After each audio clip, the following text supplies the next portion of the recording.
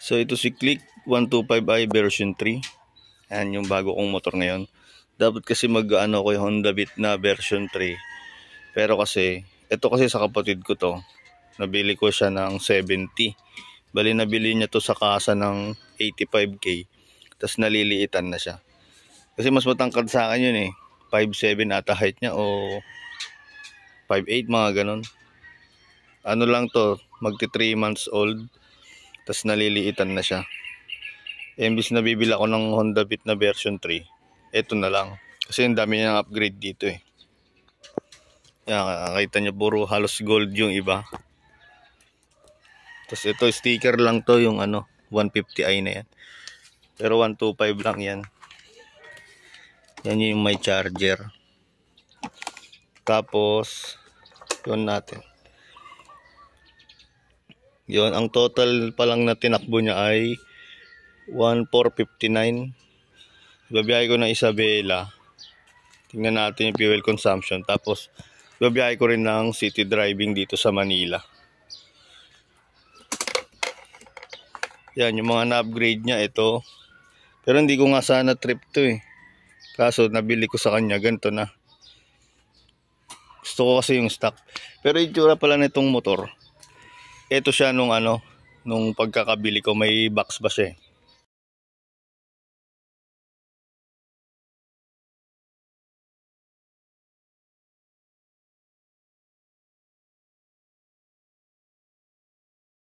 Yan, bali inalis ko yung top box tsaka yung bracket.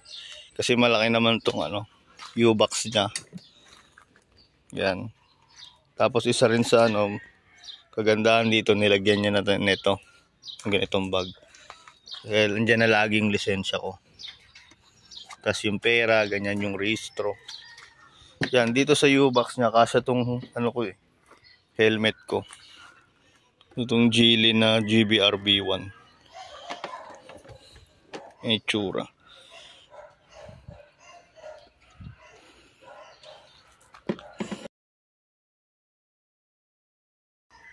Yan yung maganda sa U-box ng Click. Masyado siyang malaki. Kaya maganda tong ano. Kasyang-kasya yun. Yun. Pero pag bumiyahe naman ako, syempre hindi naman yan mailalagay dyan. Kasi kailangan magdala ako ng tools.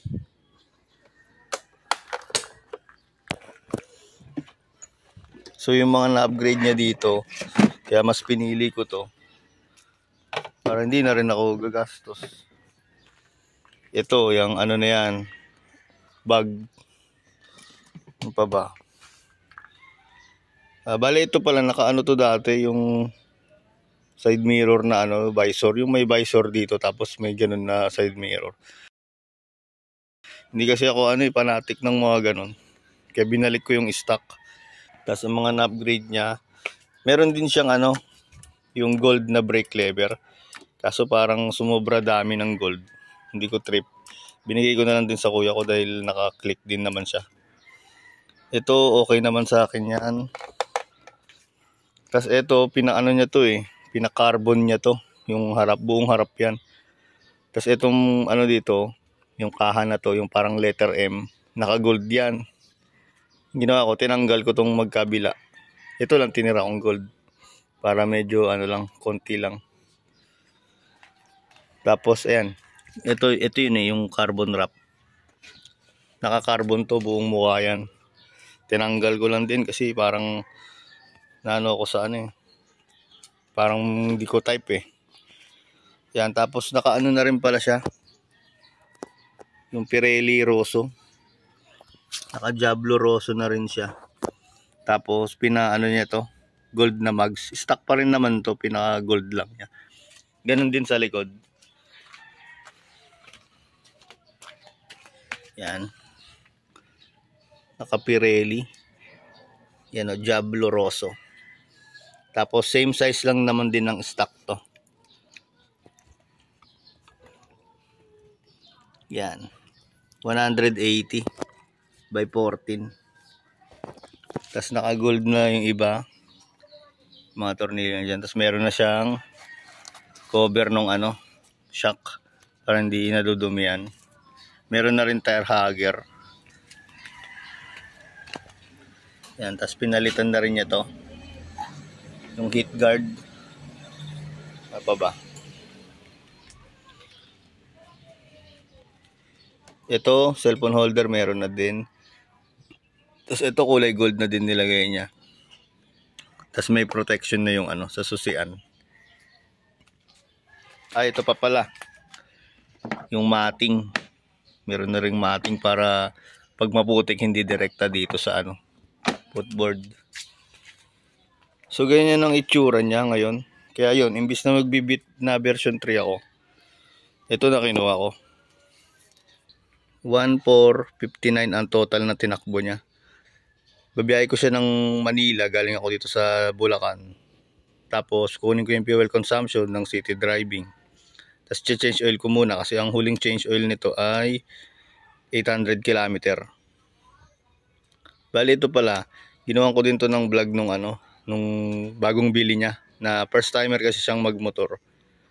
Kaya gusto niya gusto niya sana ng malaki, pero sabi ko mag-click ka muna para magamay mo muna yung kalsada.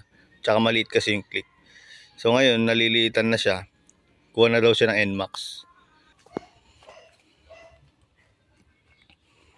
Full tank muna tayo para makuha natin yung fuel consumption niya. Kailangan may Sakto muna 200. Ay, baka di kaya 200. Hindi, okay na yan. Baka 195 sir. Para 00. 194 kasi yan. Sige. Oo. T-shirt 140 lang naman yung tatad. Isa simili ko naman isa. 195. Yun, bali dito. Zero ko na yung trip A. Biyaya ko ng San Juan, Manila. Galing dito sa Muson, San Jose del Monte, Bulacan. Dito na ako sa may pa Fairview na, ay pa Commonwealth na. Sobrang traffic, grabe. 2:30 ng tanghali. Hindi lang kita Ngayon lang ulit ako nabiyahe ng pa Manila kasi puro Isabela biyahe ko Dito na ako sa may Centris. Alas 3 na, nakaka 25.7 km na tayo mula sa bahay. Lapit-lapit na to. So dito na ako sa San Juan ngayon, maambod na. Bali naka 37.6 kilometers ako magmula dun sa Muson, sa bahay. Yan, tas uwi na lang din ako ulit mamaya. Hindi ako nakauwi kagabi. Bali 3:22 na ng ngayon, 3:22 na ng umaga. Biyahe ulit ako ng Bulacan. Mag-aalas 4 na. Saan na ako pupunta?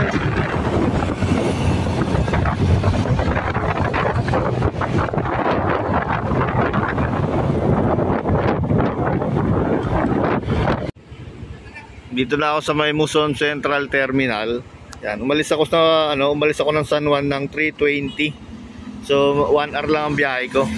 Dito lang yung bahay namin sa likod nito Yan, tas hindi muna ako nagpagas kasi 1 bar pa lang nabawas. Bali may lakad pa ako mamayang alas 7 sa Valenzuela. Tapos balik na naman ako dito. Yun, tsaka ako magpapagas para makuha ko yung fuel consumption niya. Bali nakaka 68.5 km na ako nang nababiyahe magmula kahapon.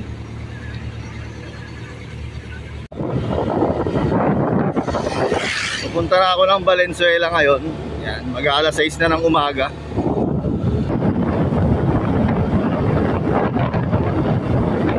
Mag-aalas 7 na, dito na ako sa may Valenzuela. Nag-withdraw muna ako. So andito na ako, kakapark ko lang.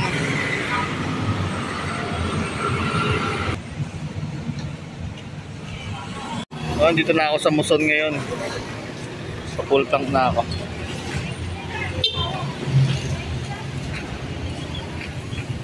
Sakto mo na 150.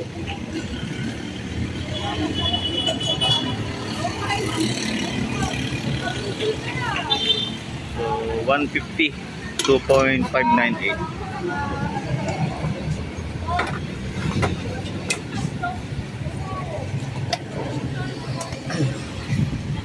Yeah. So naka 115 km tayo. Divide natin sa 2.598. Ang fuel consumption na lumalabas, naka 44.26 km per 1 liter tayo. Check natin dito sa digital. Yan, sinasabi sa digital ay 45.6. Pero pag yung manual, yung full tank to full tank, kasi ka-calculator, 44.26 lang. Yun. Okay, so malapit na ako sa bahay. Bali, ang next na biyahe ko, Isabela naman. Kukunin ko yung fuel consumption kapag ka long ride. Pauwi na lang ako, naharang pa ako. Ano, bravo? Wala, hindi ka makakasakay, may helmet eh. Saka na tayo mag-stroll. Saka na. Bye-bye. Diyan, aso ng kapitbahay yan. Painit na muna tayo ng motor at biyahe na tayo. Bali, papa full tank muna ako dyan sa madadaanan. Tapos isisiro ko tong trip A. Ito kasing trip B, nakasiro yan kasi nag-change oil ako kagabi. Engine oil, gear oil. Yan, dito ko babase ng next na change oil. So total 1,600 kilometers, zero yan. Dito tayo sa Bulacan, sa bahay. Biyahe tayo ng Isabela ngayon. 8:30 ng umaga, take off. So alis na tayo ng bahay. Bali, ang natin ngayon, time check ay 8:34. Let's go. Okay, full tank na. Para may zero natin yung trip meter. Bali 50 pesos. Kasi kahapon nagamit ko pa to pamalengke.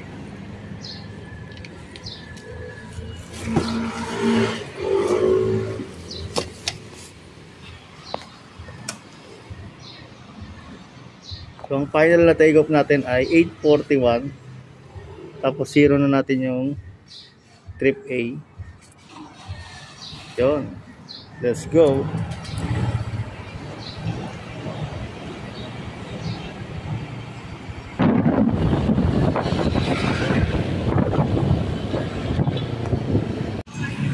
So 9:39. Dito na ako sa may Plaridel bypass. Doon na ulit ako mag-video para raratrating ko na ngayon.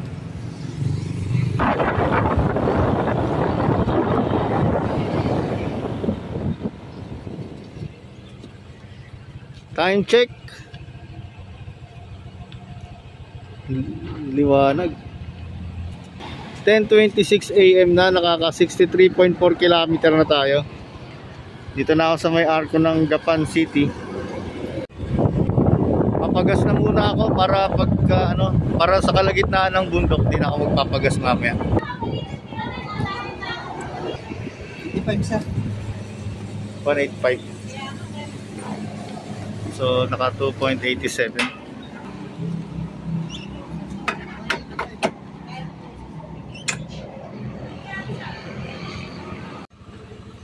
Yan, itong 139.2 na travel natin mula sa bahay hanggang dito sa may San Jose, Nueva Ecija. Yan, 139.2 divide natin sa 2.87, makikita natin na nag 48.5 km per liter tayo. Kasi loaded ako dami kong dala. Ito, pakita ko sa inyo. Yan. May dala ako dito. Tapos puno pa yung aking upuan. Tapos yung box puno rin. Yan. Loaded na loaded.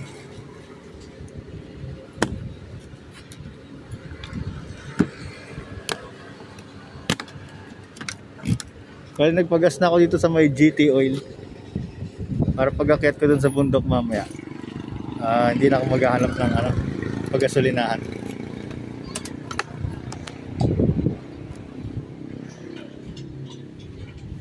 So isisiro ko na ulit tong trip A ko.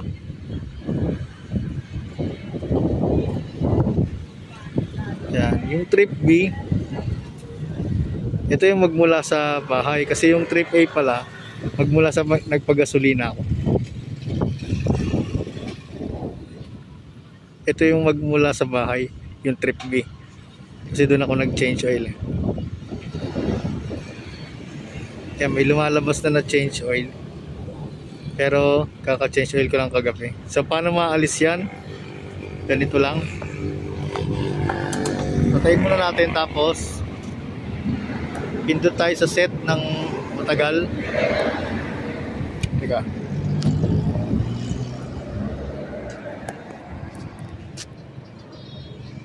Matagal yan.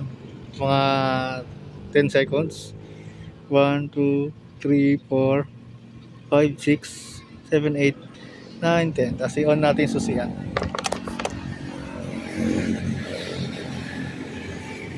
So wala na yung oil change na nakalagay.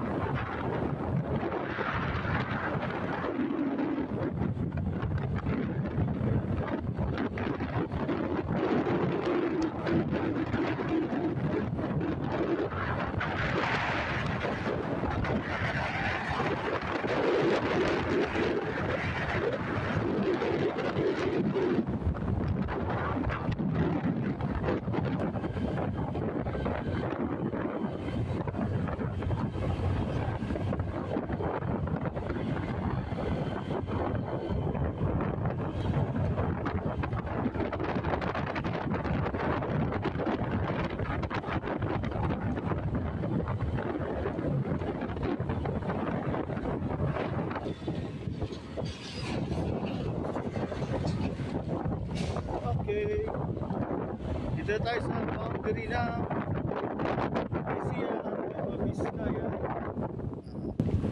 Time check tayo.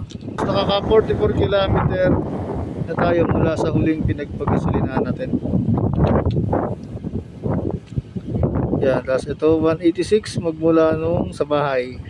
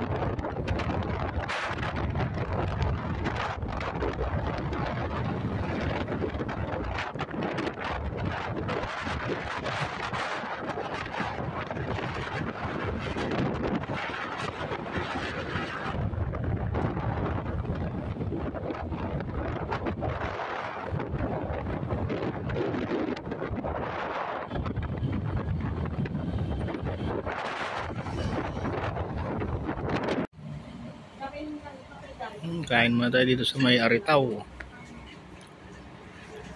Doon nakapark yung motor.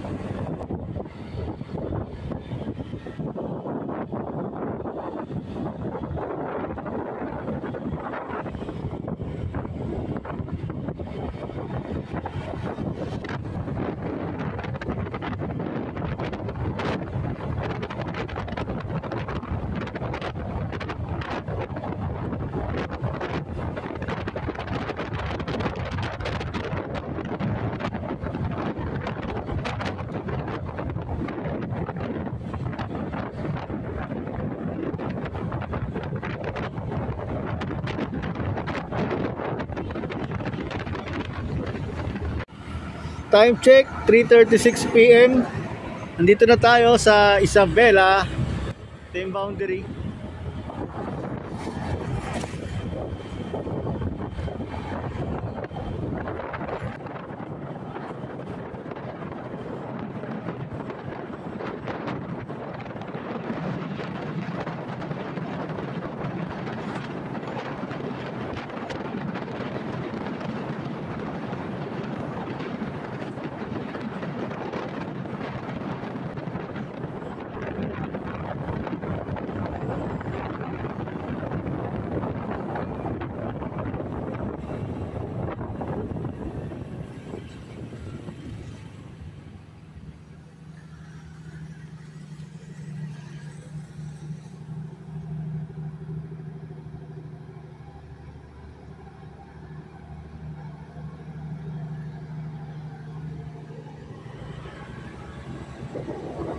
Time check tayo. Dito na ako sa bayan ng San Mateo, Isabela.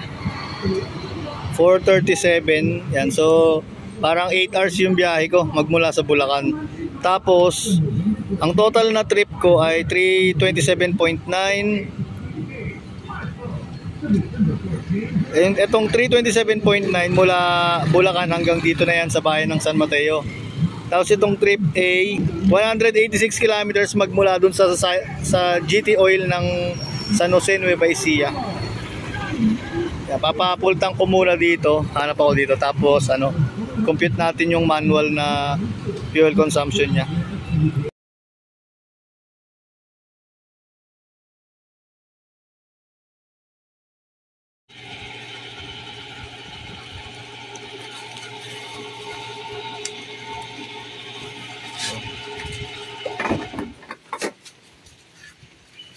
So 4.246 tayo ngayon. Divide natin sa trip A na 191.3. So pumatak ng 45 km per 1 liter. Tapos hanggang dito na lang, abangan na natin yung susunod na biyahe ko, babush.